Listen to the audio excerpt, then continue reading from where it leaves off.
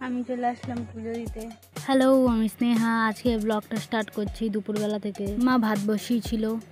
গাছপালা দেখো, গাছপালা। পুজো দেওয়া কমপ্লিট।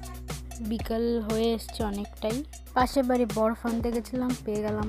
প্লাজোতে পা বেঁধে এখানে খাটের এদিকে পড়ে গেছি, পড়ে গিয়ে এখন পায়ে লেগেছে, তাই বরফ আনতে গেলাম। দুই পায়ে দুই হাতে লেগেছে, সবচেয়ে বেশি পাটাতে লাগলো। একটুখানি ঘুমিয়েছিলাম, তবে হঠাৎ করে মনে পড়লো যে কম্পিউটার ক্লাস আছে। 5:10 থেকে বাড়ির থেকে বেরিয়েছি। 5টার সময় ক্লাস ছিল আমার। আস্তে আস্তে 5:30 বেজে গেছে, কিন্তু ভাগ্যক্রমে এখনই ক্লাসটা শুরু হয়েছে। আজকের মতো জোর বাথান বেঁচে গেছি। সাইকেলও নাই, তাই হেঁটে হেঁটে আসতে হচ্ছে। তবে অসুবিধা নেই, বাজারে অনেক লোক আছে, ঠিক চলে যেতে পারবো। হ্যালো, আমার থোবড়া দেখে কিছু বুঝতে পারছো?